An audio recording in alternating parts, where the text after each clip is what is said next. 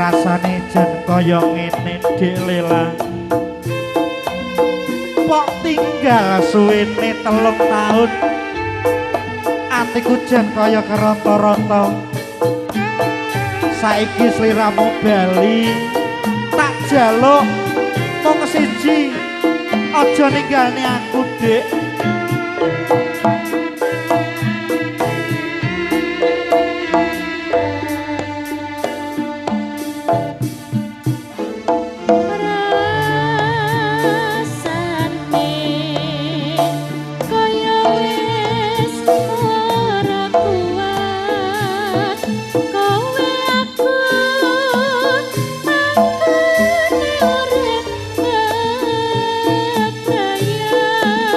Terus piye?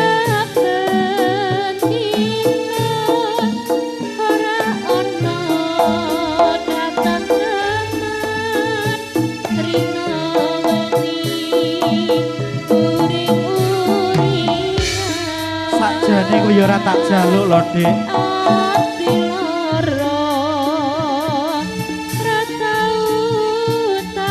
Sing sabar, sing jembar dadamu.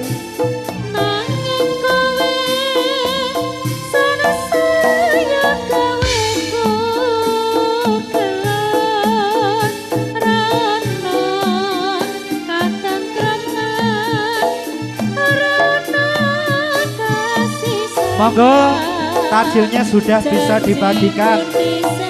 Persiapan kru dari Panji Wijaya, monggo.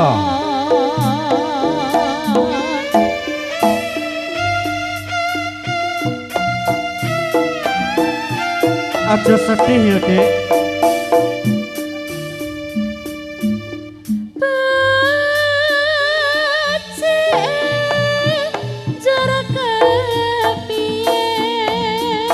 Lah piye Mas Gondal penake?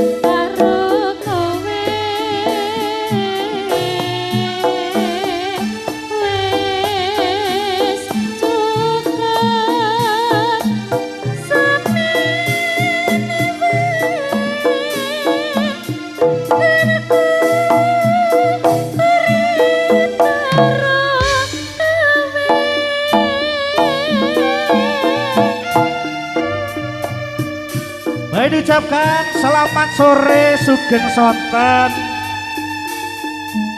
dari penonton Turangga Panji Wijaya. Hati-hati di jalan, semoga selamat sampai tujuan rumahnya masing-masing dan segera bertemu keluarganya yang ditinggalkan di rumah. Monggo hati-hati di jalan, pelan-pelan saja sambil dibagikan takjilnya. Monggo, semoga berkah bermanfaat bagi Anda semuanya pada sore hari ini. Mikir apa talak nganti mbok ucapno,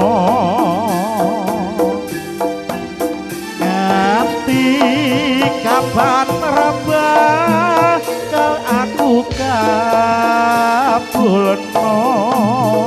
Aku isih sayang kowe sing paling tak tresno. Mula aja gampang ngumbar swara.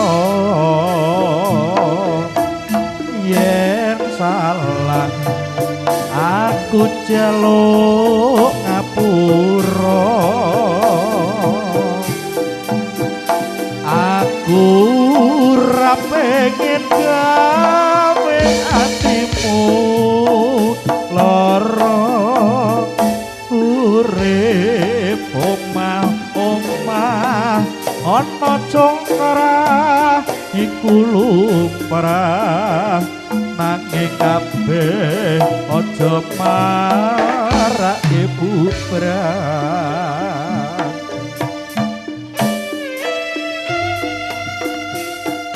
Turangga Panji Wijaya Panjak Santri aku sing kaya ngene tetep wae teruga ora ana perubahane yen namung tembung jare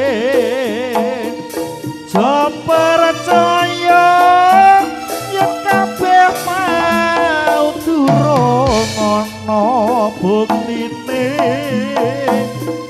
sing sabar aja nasu yen nasu ilang ayubmu